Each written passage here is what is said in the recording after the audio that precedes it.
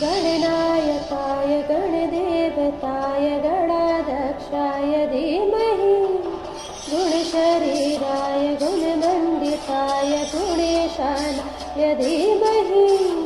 गुणातीताय गुणाधीशाय गुणप्रवेशाय धीमहि एकदन्ताय वक्रतुण्डाय गौरीतनयाय धीमहि गजेशानाय बालचन्द्राय श्रीगणेशाय धीमहि एकदन्ताय वक्रतुण्डाय